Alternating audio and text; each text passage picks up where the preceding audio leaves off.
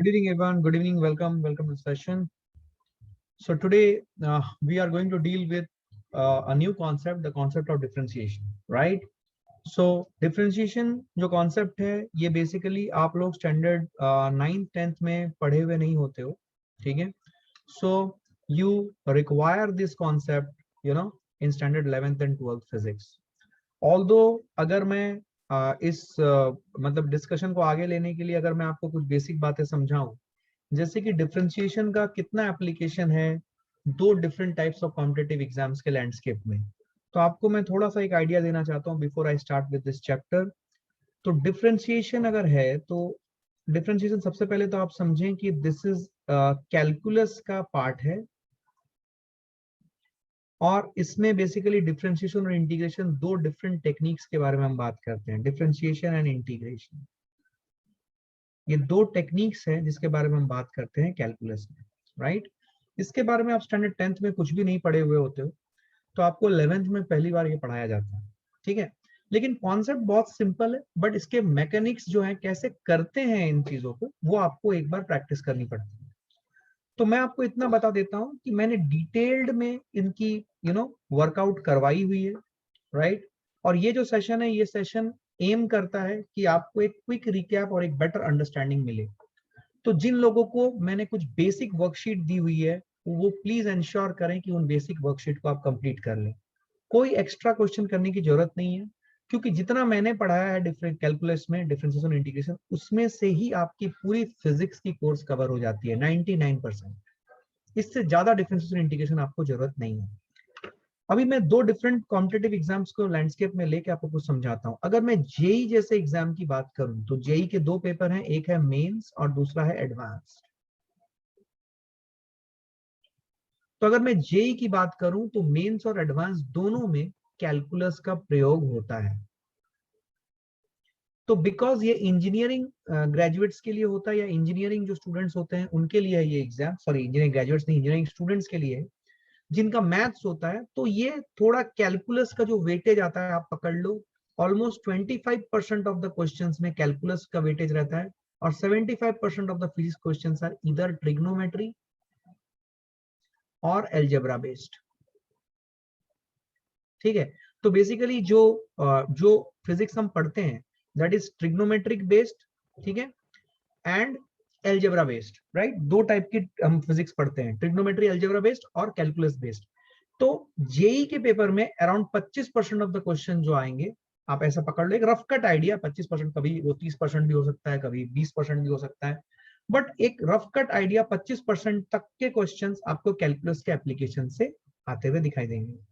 अगर मैं on the contrary NEET जैसे एग्जाम्स की बात करूं, which are given by medical students और medical aspirants, तो नीट जैसे एग्जाम में आपको कैलकुलस की जो वेटेज है वो आपको 5 से 10% ही मिलेगा, इससे ज्यादा नहीं। मतलब आप ऐसा पकड़ लो कि 45 क्वेश्चन अगर हैं तो आपको 3 या 4 क्वेश्चन में मैक्स टू मैक्स कैलकुलस का प्रयोग होता हुआ दिखाई देगा, उससे ज्यादा, ठीक है? लेकिन कैलकुलस सीखना जरूरी है, क्योंकि इससे आपका पूरा वर्कलोड जो है फिजिक्स में वो बहुत हद तक रिड्यूस होता है। पर्टिकुलरली मेडिकल एस्पिरेंट्स जो होते हैं वो ग्राफ्स को बिना समझ के रटने की कोशिश करते हैं। अगर आपको कैलकुलस की समझ है, बेसिक प्रोसेस कैसे कैलकुलस करना है ये समझ में आता है, और इसका एप्लीकेशन वाला जो पार्ट है कैलकुलस का या डिफरेंशिएशन का, जो हम आज डिफरेंशिएशन स्टार्ट करेंगे डिफरेंशिएशन का, और या फिर इंटीग्रेशन जब स्टार्ट करेंगे इंटीग्रेशन का एप्लीकेशन वाला जो पार्ट है, वो अगर आप समझ लेते हो तो ट्रस्ट मी, आप ग्राफ रिलेटेड कुछ भी क्वेश्चन आए तो you would be able to do justice to it. और पूरे फिजिक्स कोर्स में देख लें, आपको ऑलमोस्ट मैक्सिमम चैप्टर्स में ग्राफ का इंटरप्रिटेशन के ऊपर क्वेश्चंस बनता ही बनता है। और आप ऐसा पकड़ लो कि almost like it is like a sacrosanct feature कि आपको ग्राफ रिलेटेड क्वेश्चंस एनालिसिस के लिए आएंगे ही आएंगे। तो अगर आपका कैलकुलस का थोड़ा बेसिक आइडिया हो और आपको उसका एनालिसिस कैसे करते हैं कैलकुलस के कॉन्सेप्ट्स को यूज करके, अगर आपको थोड़ा बहुत आइडिया हो और अगर वो आप अप्लाई कर सको, तो आपका काम बहुत हद तक आसान होता है, बहुत हद तक मैं बता रहा हूं, क्योंकि आपको ग्राफ के अंडरस्टैंडिंग वाले क्वेश्चंस आते हैं, और इसमें ग्राफ की समझ जिसकी अच्छी हो, कैलकुलस जिसकी अच्छी हो, वो कर लेते हैं। दूसरी बात, मान लीजिए मैं ये बोलता हूं कि क्वेश्चंस नहीं भी आते हैं, तो पूरे फिजिक्स के कोर्स में कैलकुलस आपको बहुत जगहों पे दिख जाएगा। जैसे ही आप किनेमेटिक्स में कदम रखते हो, मोशन इन 1D में कदम रखते हो, रिलेटिव मोशन में कदम रखते हो, आपको किनेमेटिक्स में मोशन इन 1D में कैलकुलस दिखता है। आपको इस टाइप के टर्म आते हैं, limit delta t tends to 0, आपको dy बाय dx दिखने लगता है। तो अगर आपको कैलकुलस का बेस नहीं है तो आपको वो चीज का मतलब क्या है आपको समझ नहीं आएगा, और आप आगे आपकी कॉन्सेप्ट क्लैरिटी धीरे धीरे धीरे धीरे वीक होती जाएगी। तो बेटर है कि इस चैप्टर को हम अच्छे से समझ लें। तो I hope I have given you a quick understanding कि व्हाई वी रिक्वायर कैलकुलस और क्यों हमें इसकी अंडरस्टैंडिंग चाहिए। It will ease our work. जितना मैं पढ़ा रहा हूं उतना सफिशिएंट है आपका जेई फिजिक्स या नीट फिजिक्स के लिए। जेई फिजिक्स में 25% कैलकुलस बेस्ड क्वेश्चंस आएंगे, एक रफ कट मोटा मोटी आइडिया। 75% ट्रिग्नोमेट्रिक और एल्जेब्रा फिजिक्स के ऊपर आएगा। मतलब ट्रिग्नोमेट्री और एल्जेब्रिक फिजिक्स, मतलब ट्रिग्नोमेट्री और एल्जेब्रा यूज करके हम उन फिजिक्स के प्रॉब्लम को सॉल्व कर सकते हैं। और 25% में हमें कैलकुलस का प्रयोग करने की जरूरत पड़ेगी।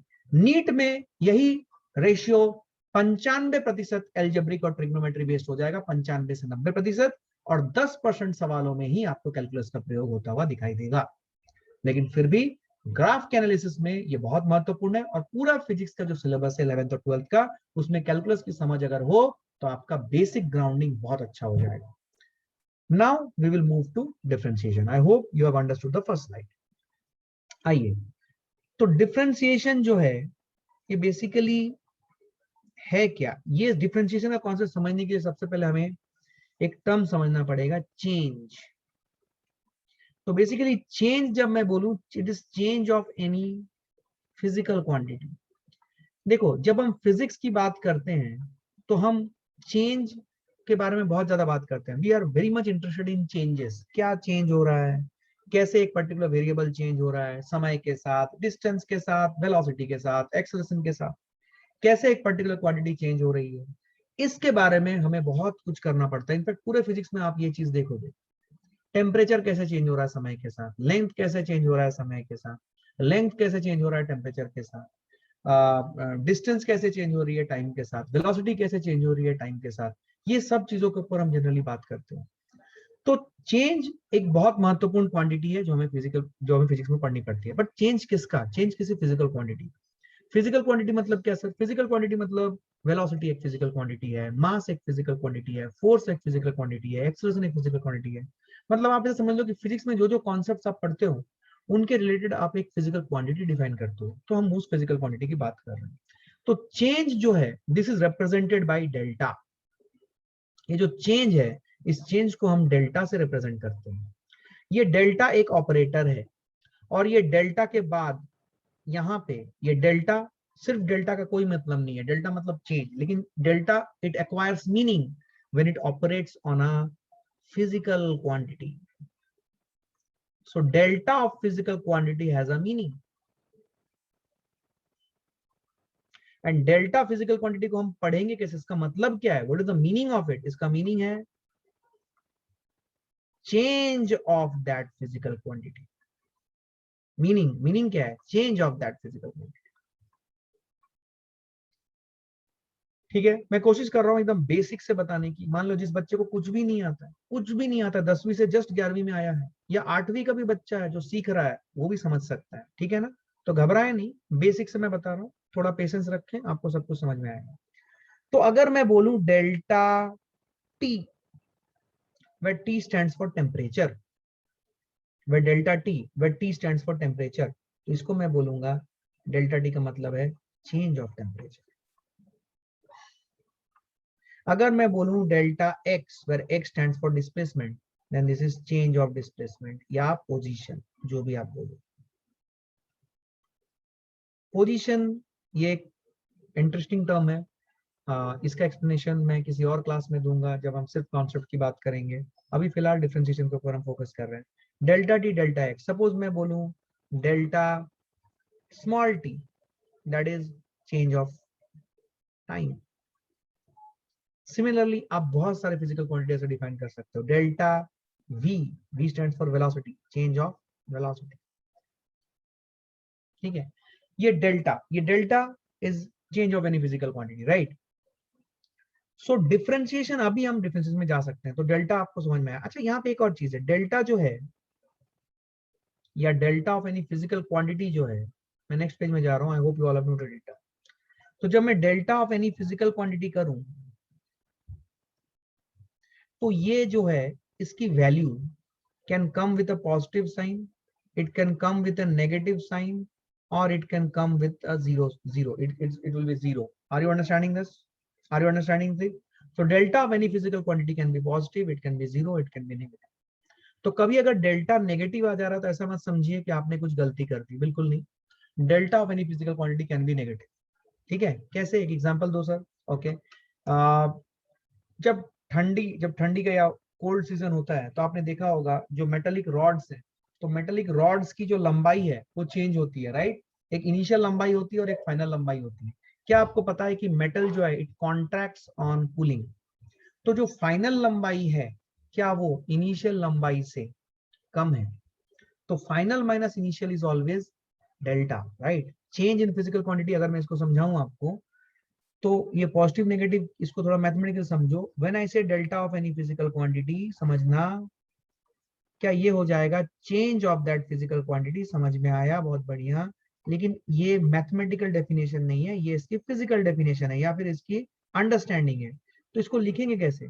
क्या उस फिजिकल क्वांटिटी की फाइनल वैल्यू में से अगर मैं उस फिजिकल क्वांटिटी की इनिशियल वैल्यू सब्ट्रैक्ट कर दूं तो क्या मुझे डेल्टा मिलेगा? अब फिजिकल क्वांटिटी फाइनल हमेशा फिजिकल क्वांटिटी इनिशियल से बड़ा हो ये जरूरी नहीं,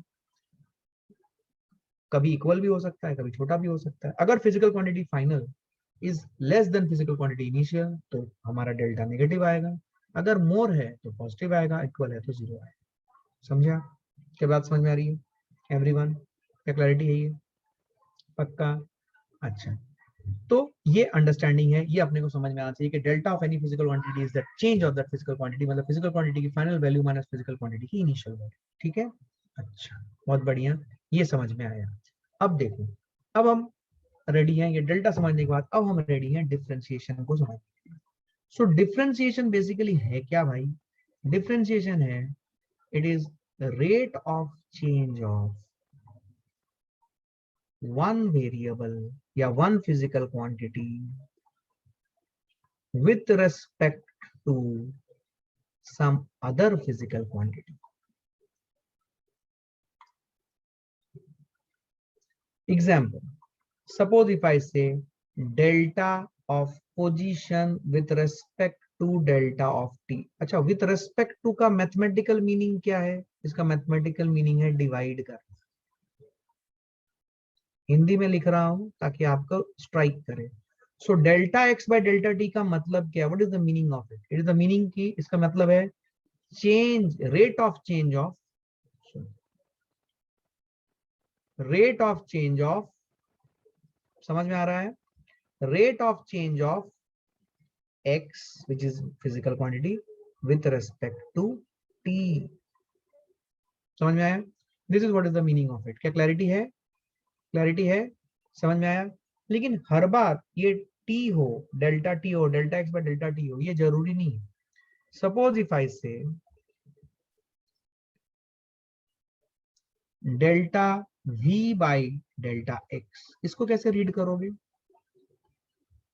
rate of change of v with respect to x, yes or no? Rate of change of v with respect to x, this is delta v by delta x, right? So differentiation is basically rate of change of one physical quantity with respect to other physical quantity। क्या बात समझ में आ रही है? अब सुने ध्यान से, डिफरेंशिएशन का एक स्पेशल रिप्रेजेंटेशन है, is represented as dy by dx। ये डिफरेंशिएशन को रिप्रेजेंट करने का तरीका है। ये बेसिकली वही del y by del x ही है। तो मैं यहाँ पे लिखता हूं dy by dx is same as del y by del x, both represents the same meaning।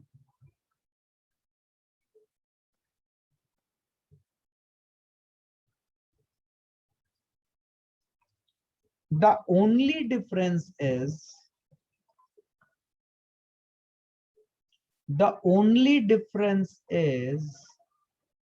समझे ध्यान से, the only difference is dy is infinitesimally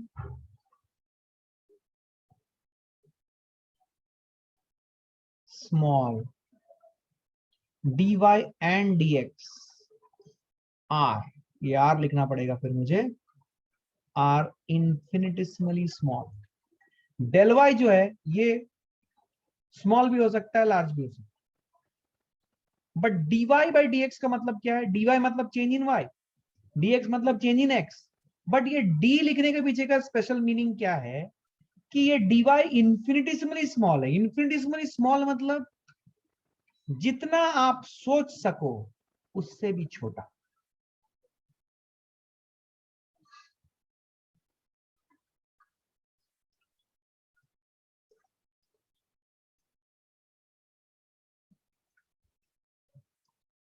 इसका मतलब क्या है? जितना आप सोच सको उससे भी छोटा. आप जितना भी छोटा सोच सकते हो, समझ रहे हो? कितना छोटा, कितने छोटी चीज आपने देखी होगी, स्मॉल माइन्यूट सोच सको, जितना भी छोटा चीज आप सोच सकते हो उससे भी छोटा इस dy, इसीलिए उसको dy by dx या इन्फिनिटिसिमली स्मॉल बोलते हैं. सो डिफरेंशिएशन का रिप्रेजेंटेशन होता है dy by dx. ठीक है, तो example dy by dx it is differentiation, dx by dt it is also differentiation, dv by dt it is also differentiation, dz by dt it is also differentiation. ठीक है ना, ये सब differentiation है.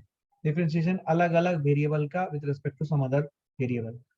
जैसे कि अब समझते हैं कि dy by dx जो हमने लिखा ये basically del y by del x जैसा है, लेकिन इसका मतलब क्या है, इसको कैसे रीड करेंगे?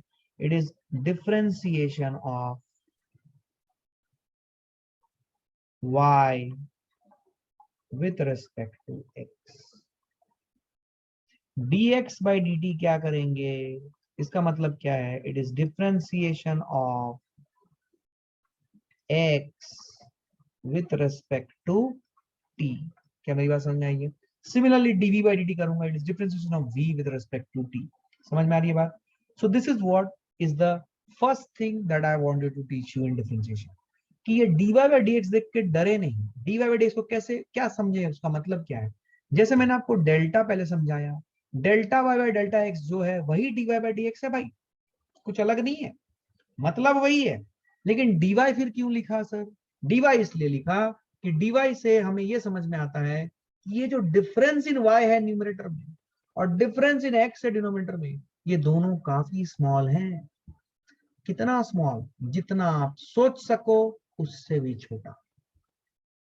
समझे आप? समझे आप? जैसे कि मैं आपको एक हिंट देता हूं. मान लो आप में से कुछ लोगों ने होमवर्क नहीं किया, तो मैंने आपको बोला बेटा एक काम कर, तेरा आज की सजा ये है कि तू 0 के बाद पॉइंट लिखो, उसके बाद 0 0 0 0 0 0 0 0 0 0, सुबह 6 बजे से रात के 12 बजे तक 0 0 लिखते रहो. यही तुम्हारी सजा है. तुम शायद पूरा कॉपी भर दोगे, एटलीस्ट 15-20 पेज तो भर ही दोगे, और लास्ट में थक हार के जब सोओगे तो उस टाइम पे एक 1 डाल देना. ये इंस्ट्रक्शन दिया गया. तो अब ये 0.0000 जो आप लिख रहे थे सुबह 6 बजे से रात के 12 बजे तक, लास्ट में 1 डाला. अब इस नंबर के बारे में सोचो, ये नंबर बहुत बड़ा या बहुत छोटा? ये नंबर बहुत बड़ा या बहुत छोटा? सोचो. ये नंबर बहुत छोटा. यस और नो? तो ये नंबर को सोचो और सोचो कि इससे भी अगर कुछ छोटा हो जाए तो शायद वो है dx या dy या dz या जो बोलो. समझे आप? समझे आप? सो ये आइडिया है. क्या क्लैरिटी है? ये जितना आप सोच सको उससे भी छोटा, that is what is dy. But dy actually है क्या सर? है डेल्टा y. लेकिन हम dy लिख के ये बताना चाहते हैं कि ये जो डिफरेंस है ये बहुत छोटा है। क्या क्लैरिटी है ये? तो ये है डिफरेंशिएशन की बिगिनिंग। क्या आपको बेसिक समझ में आया? Do not worry about the mechanics part, वो बहुत आसान है, आपको सब आ जाएगा, कोई खास बात नहीं है। But you need to focus on कि भैया ये है क्या चीज। एक बार समझ में आ गई तो बाकी आपको क्लैरिटी आ जाएगी, कोई दिक्कत नहीं। ठीक है, आओ आगे बढ़े, आ जाओ। अब जब हम डिफरेंशिएशन समझ लिया हमने, ठीक है ना, differentiation of one variable with respect to other, अब कुछ कुछ बेसिक बातें समझते हैं, some important concepts.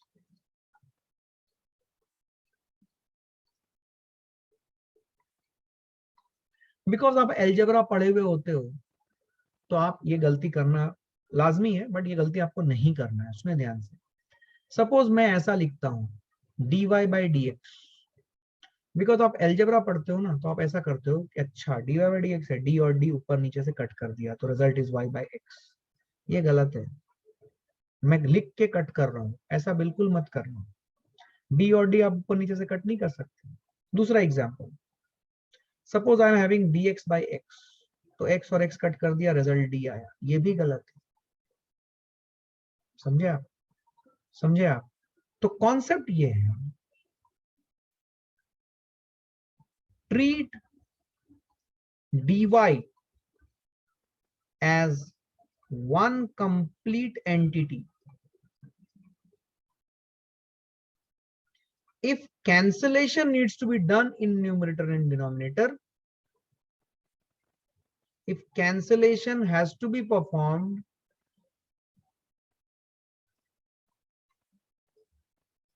in numerator and denominator, then it would be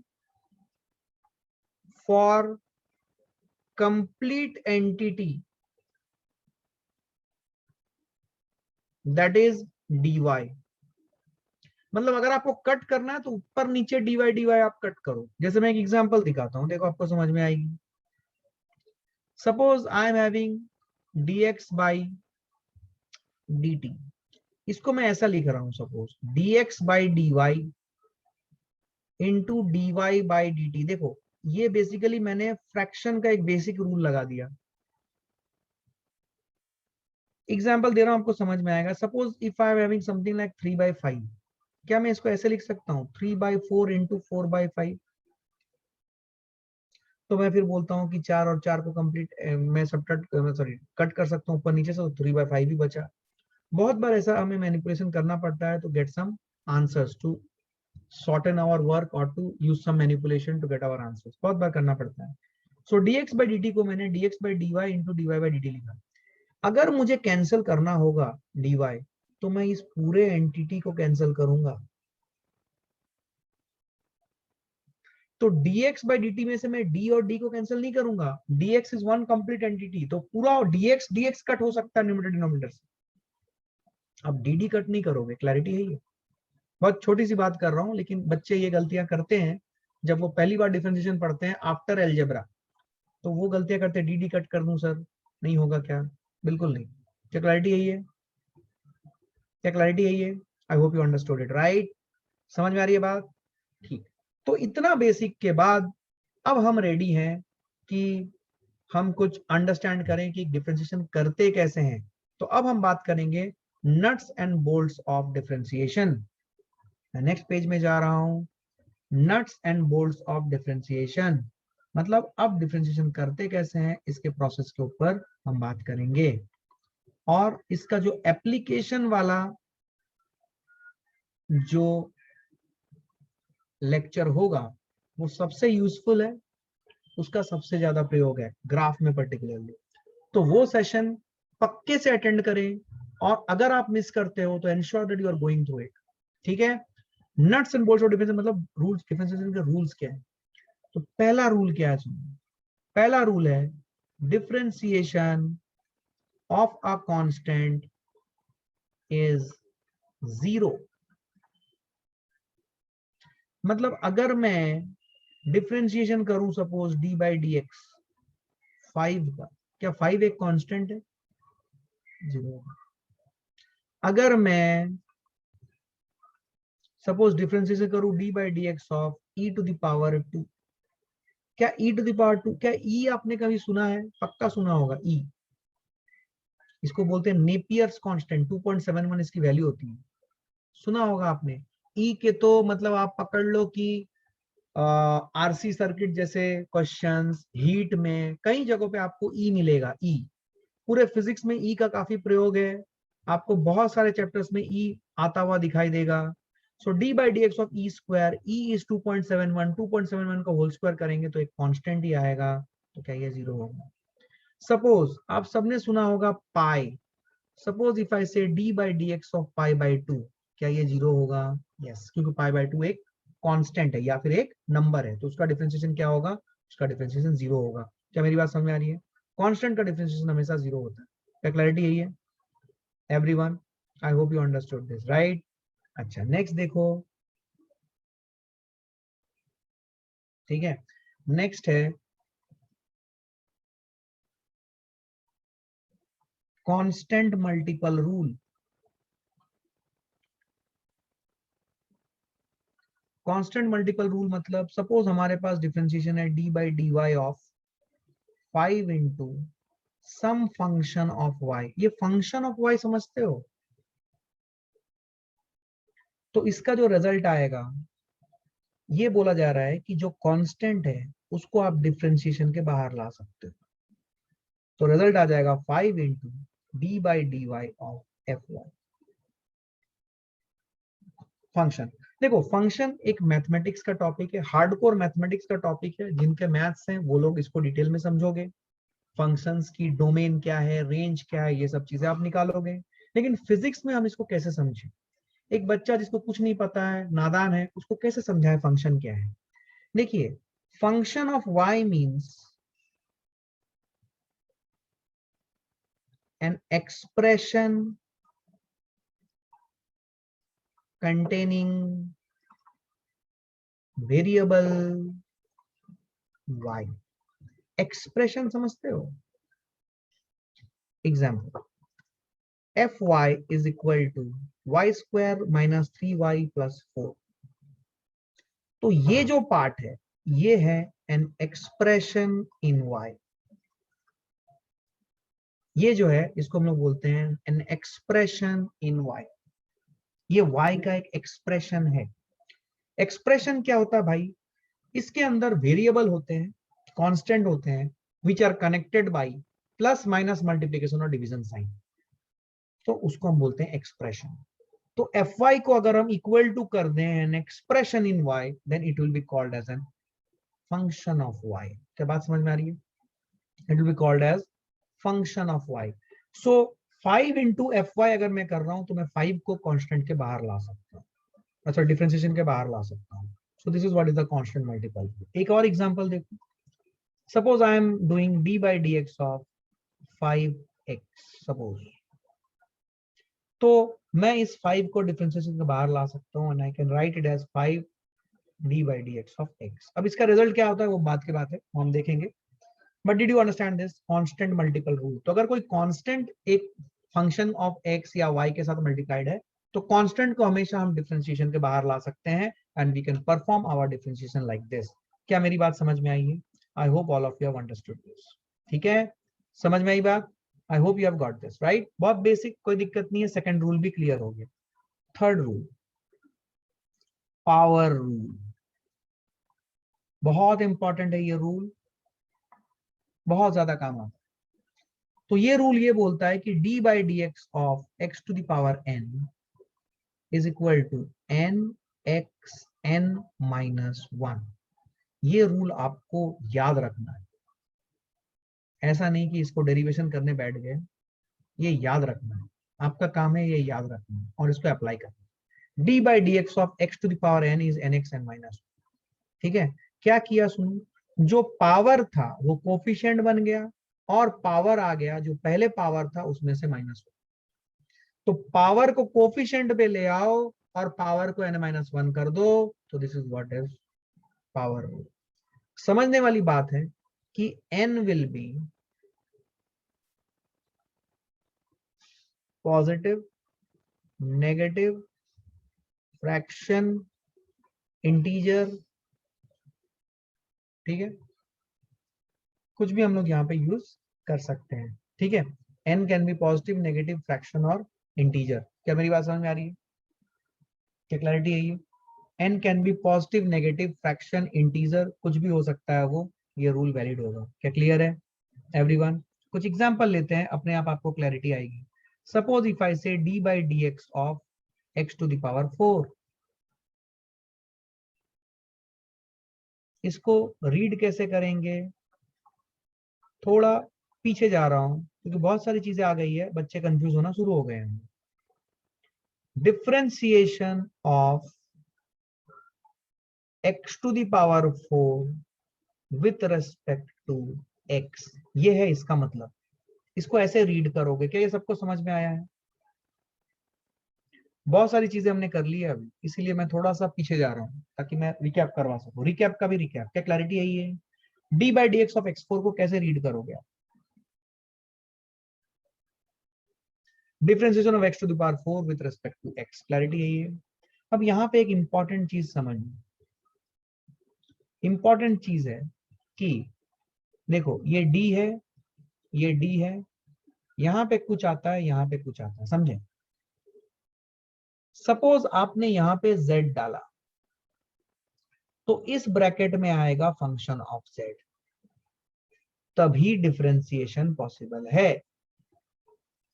हम आगे जाके इस पे और मॉडिफिकेशन करेंगे, तभी डिफरेंशिएशन पॉसिबल है।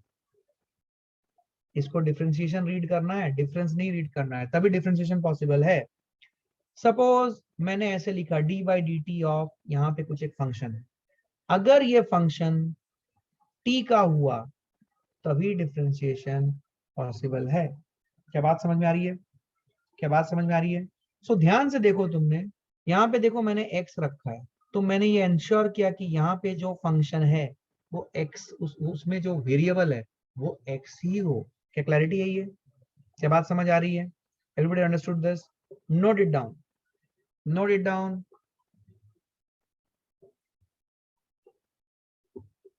क्लियर है? लोड तो नहीं हो रहा है ना? सबको समझ आ रहा है? कोई दिक्कत नहीं है? क्लैरिटी है, राइट? अच्छा, अब हम इस रूल को अप्लाई करेंगे। इस पे जगह कम हो गया, मैं नेक्स्ट स्लाइड में जाऊंगा। Suppose I am having d by dx of x to the power 4। सोचें, d by dx of x to the power n, n की जगह पे कितना है? 4, तो इसका रिजल्ट आ जाएगा 4 x n minus 1, 4 minus 1, क्या रिजल्ट आएगा? 4x cube. Everyone, next example समझ में आया कि नहीं आया? Next example, suppose if I से d by dx of x to the power 5/2, क्या करूं? n क्या है? 5/2, x लिखूंगा। अब क्या करूंगा? 5/2 minus 1, तो क्या रिजल्ट आ जाएगा? 5/2 x, 5/2 minus 1, is it 3/2? Next, suppose d by dx of 1/x², अब क्या करूं?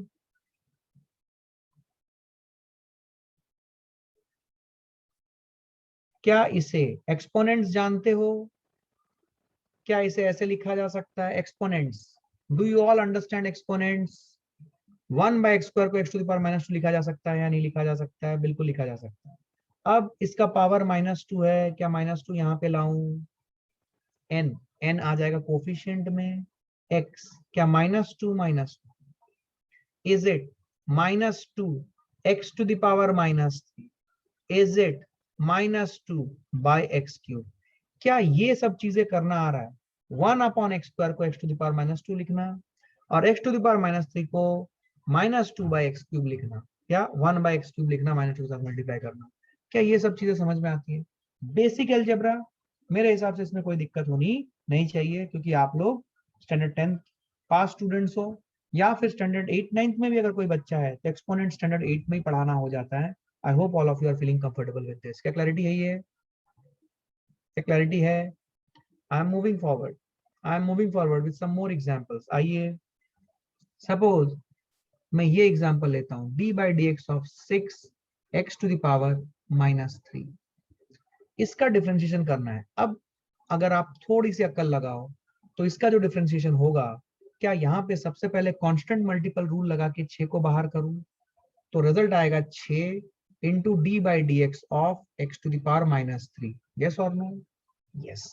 क्या अब मैं इस पे पावर रूल लगाऊं तो क्या ये रिजल्ट आ जाएगा -3 एक्स टू द पावर -3 -1।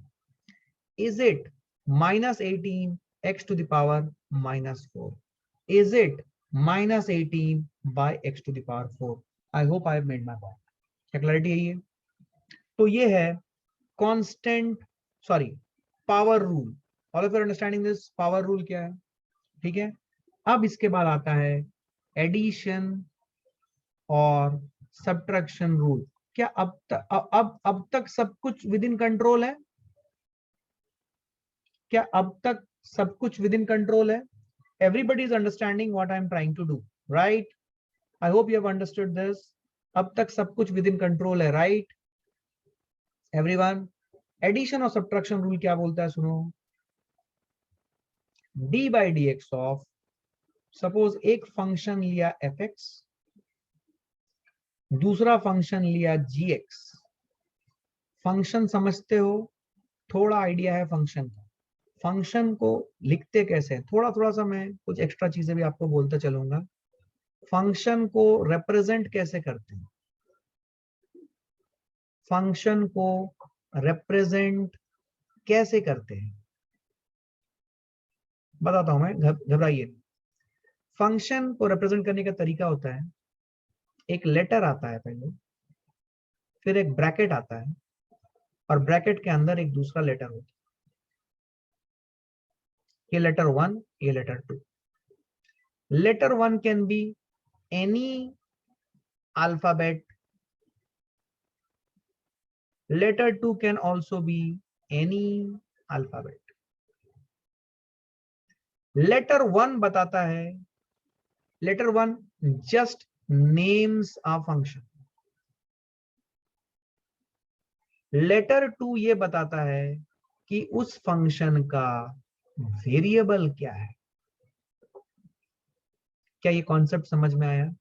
उस फंक्शन का वेरिएबल क्या है।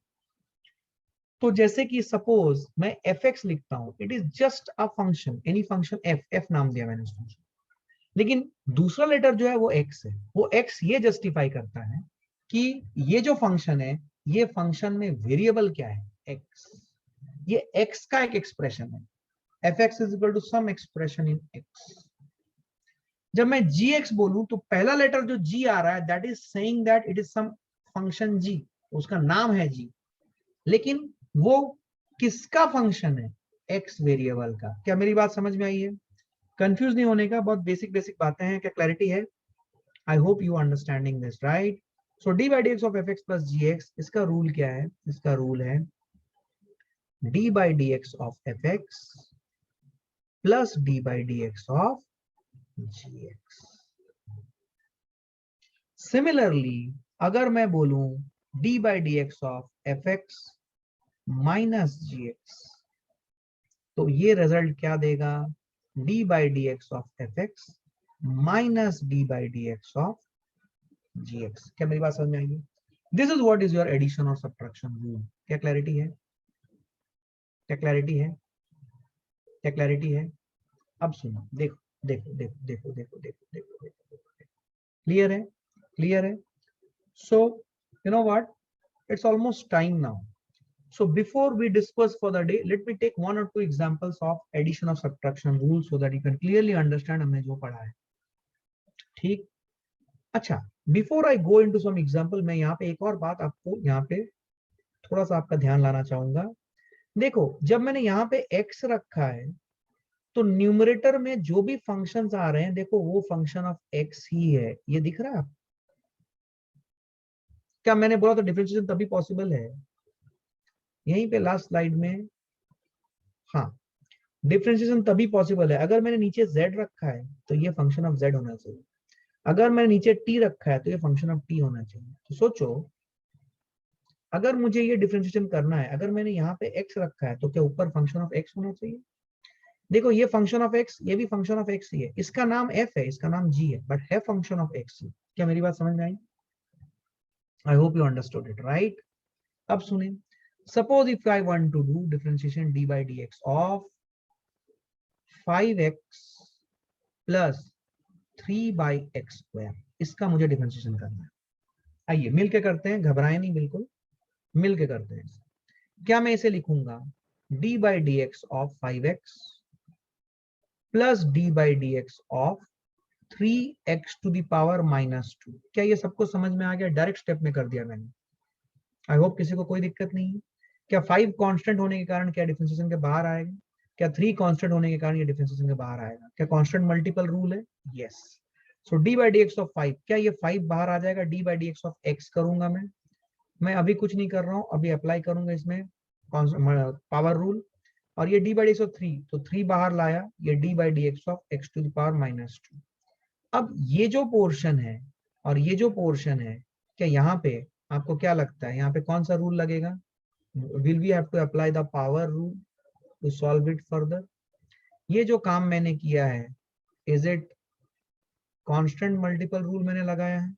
मतलब आपको एक बात समझ में आ रही है कि डिफरेंशिएशन करने के लिए जो रूल्स हम पढ़ रहे हैं, सर ने अब जो रूल दिया है, हो सकता है कि 2 रूल एक ही जगह पे यूज करना पड़े एक ही सवाल में, 3 रूल यूज करना पड़े, तो कुछ भी करना पड़ सकता है। तो ये बेसिक मैकेनिज्म आपको समझ में आना चाहिए। तो 5 हमने बाहर निकाला, d by dx of x किया, तो d by dx of x क्या होगा? x का पावर 1 है, तो 1 कोफिशिएंट में आ जाएगा x to the power 1 minus 1। क्या x to the power 1 minus 1 is x to the power 0? तो it will be 5 only, x to the power 0 3, ये आ जाएगा -2 x to the power -2 -1। तो रिजल्ट क्या आएगा? रिजल्ट आएगा x to the power 0 is 1, 5 minus 6 by x cube। ये आपका result है। क्या मेरी बात समझ में आई everyone? I hope you understood this, right? तो क्या आपको आज तक जितने बताए गए जितनी चीजें, क्या आपको समझ में आई है बात? कोई दिक्कत नहीं है, ठीक है? तो इसी सीरीज को हम आगे लेके जाएंगे, एडिशन और सब्ट्रैक्शन रूल के बाद हम इसको आगे लेके जाएंगे नेक्स्ट क्लास में। तो you know when will it be due, आपको इंटीमेशन भेज दिया जाएगा। Please ensure that either you are watching the lecture carefully or you are going through the lecture live, right? But ensure that you are covering it up, ठीक है? चलो फिर bye, take care, we will meet again with something very interesting, ठीक है? चलो bye, take, bye everyone.